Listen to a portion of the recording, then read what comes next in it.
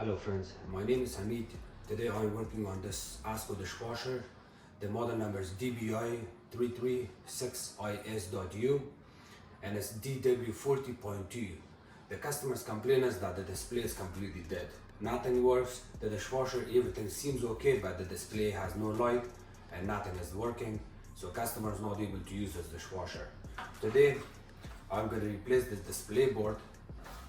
The port number is 818170. This display board is 818170 and I'm going to replace it and show you how to do this.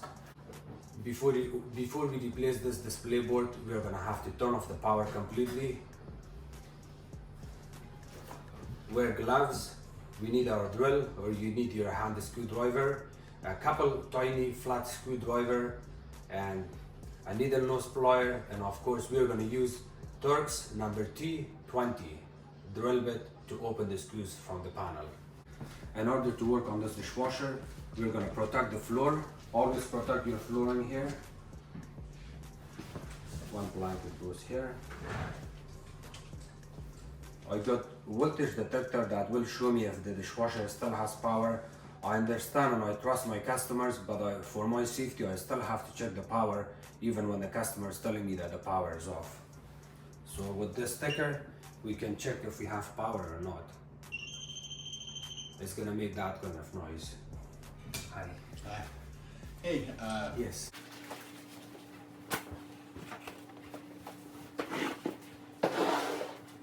T20.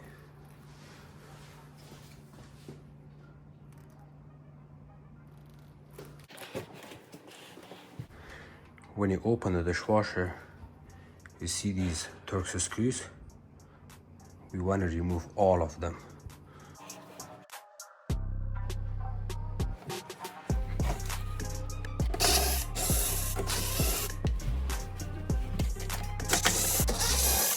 On this dishwasher, the panel, even if you remove all of these screws from both sides, you do not have to really hold it from the bottom. On other dishwashers you do, because if you remove all the screws from the corners, this panel would fall down, get damaged or a scratch, or you get problems. But in this dishwasher, no. What you can do is lift it up a little bit, put your feet like this. These shoes are not gonna scratch it, so kind of sit like this, the way I am here, and bring it down. Keep everything beside you. Control display, your flashlight, the flat screwdriver, your drill, everything. You want to leave it on both sides, because once you sit like this, you do not want to stand up and grab more stuff. Whatever you need, keep it on your right and left, and then start your work on it. So kind of when you push this panel down, kind of close, open your feet like this. So it's like that. When you close it, you have to kind of push it down, and now the whole panel is leaning against your feet, your shoes, and your knees. So see that? I got the whole control. Next part we're gonna do is we have to remove this steel panel. We have to separate this top panel from this inner panel. By doing that, you have to kind of put your foot at the bottom and put a little bit pressure towards out, like that. And at the same time, you may want to use a flat screwdriver in here and on the other side, and I'll show you why. See these tiny clips here? That clip is out, this clip is not out, and because of that, you may want to use your flat screwdriver and kind of pry it, just like that. Not too much, just like that. And the same thing you want to do on this side here, just a little bit, see? Make that clink noise. The same thing here. So your panel is almost out now. You can always put your hand inside where the handle is. I'll show you. Right there. You can hold it and then pull it up a little bit. You still can see this clip.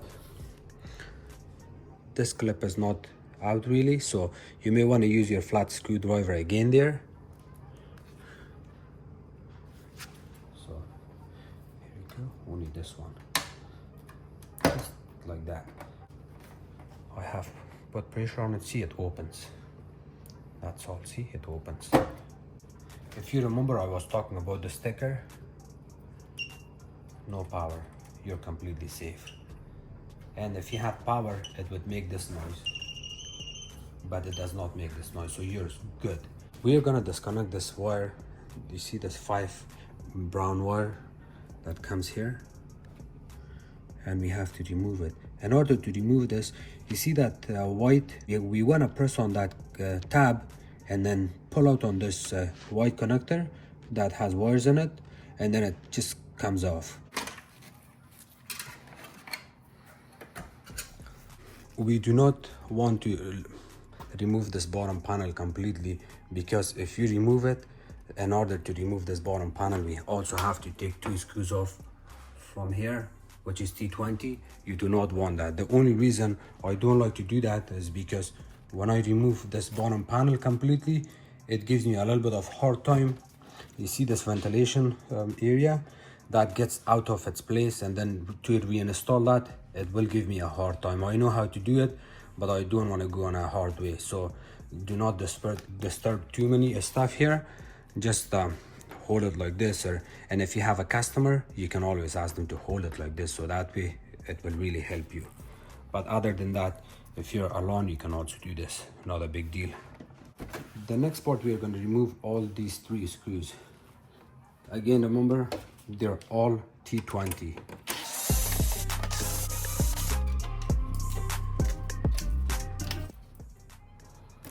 The next part, we're going to remove these plastic clips. You see there's 2 plastic here, one right here, one here, and one right here. We want to lift up these tabs. These plastic clips, they have tabs. You kind of go like this, press on it, lifts up, press on it, lifts up.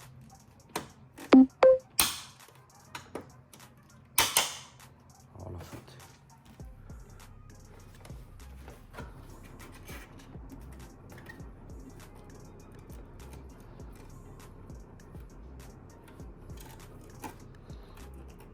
So you lift up all of these.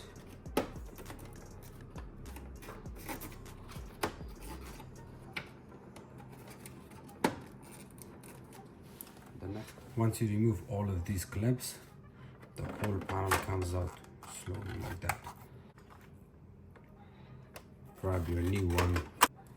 With the new one, remember, there's a protection plastic. You wanna remove it, peel it off before you reinstall the new one. To make your job easier, I'll explain something here. You see these buttons? 1, 2, 3, 1, 2, 3. You want to line up all of them, these 3 buttons to that, these 3 to that. So kind of hold it,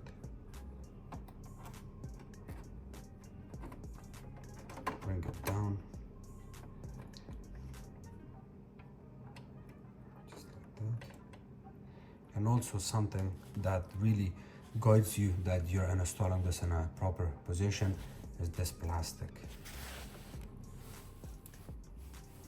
You see this plastic? It has a slot in your control panel. In your control panel, you have a slot. See the way it goes? That plastic slides in this slot. It's a cutout slot, just like that. You line this up very slowly. Line up that slot and push it down slowly.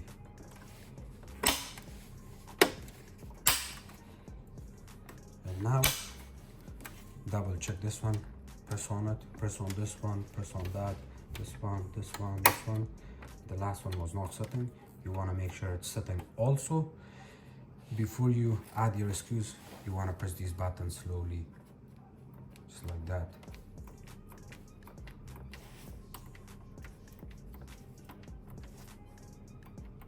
If they're sticking, that tells you that it's not installed properly, even if it's lined up here like that.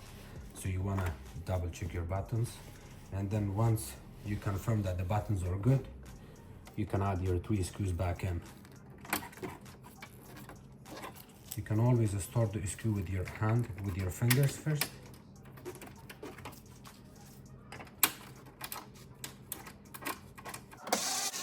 You do not have to go overkill on the drill, because if you drill it out too hard, it's gonna strip the plastic, it's gonna strip the metal piece, and the screw will stay loose. You don't want that. Just be careful with that. Now we're gonna reinstall this connector back in.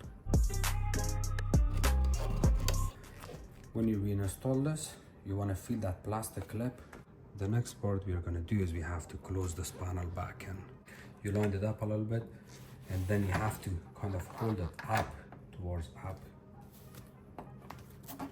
Press on it, hold it, press on this side, and then push it down, like you're kind of pushing this area towards this panel. Kind of push it down like that, and hold it tight. While you're holding it tight with one hand, add your screws. All of these screws are the same, so it does not matter which screw goes where. But remember, the first 2 screws you're gonna add on this dishwasher panel is this one and that one. If you want your panel to sit beautifully without stripping the metal piece, hold it tight like this with your finger and slowly add your screw back in. Good. The same thing here. Line up the screw loose and then go on. That's all. The same thing here. When the panel is done, you want to check your opening right here. You do not want any opening. You want to make sure it's flushed to the top. Please wear gloves. Gloves really helps. I've cut my fingers so many times before I learned this. So nothing happened, but once in a while when you're removing this and reinstalling it back in, it causes issues or cuts your fingers. So it's important to do that. Power on. Asko. Okay. Your dishwasher is working. Excellent. That's good now, yes. Also, something important here, when you reinstall your control board, new control board, reinstall your panels, please double check the siding. You do not want any opening. If you have any kind of opening, this is normal, you see this? If it looks a little bit open like that, the way I have a little bit of movement here, you can always retighten it a little bit. See, it was a little bit loose. It's good now. You do not want any kind of movement. Push it back and forth. See, everything seems okay. On this side, you do not see any opening here. If you see opening, that means that you did not do the job properly. You may want to open this panel apart, remove all your screws back in, and fix it properly. This screw is not flush. The last tip I can give you is, which is possible and it happened in the past. If you ever strip one of these screws, it's gonna give you a hard time, right? Because the panel stays open or the screw doesn't go back in. You may wanna find something similar screw, a little bit thicker, self-tapping, and just use that, and that will take care of the problem. Otherwise, if you strip the screws, one is okay, you can get away with it. If you strip 2 of them, the panel comes loose. After a couple of days or weeks, customer calls back, they're disappointed, they're not happy with the way you provided service. And now you have 2 things to do. Take the bullet, order a new control panel, don't charge the customer, and that way they're going to be happy. Or you have to ask the customer to help you with the panel that you stripped already, and then some customers are kind enough, they may help you, so that way you're not paying full from your pocket. So once the control panel is installed, open and close the door a couple of times. See the way it feels. Open it fully. close it fully. You do not want any kind of a screeching noise, any other kind of noise. Also, you want to check your dishwasher opening, the way it opens and closes. If you install your paneling properly, the front and the inner panel together properly, you're not going to have any issues. And again, remember, to do this, you do not have to pull the dishwasher out.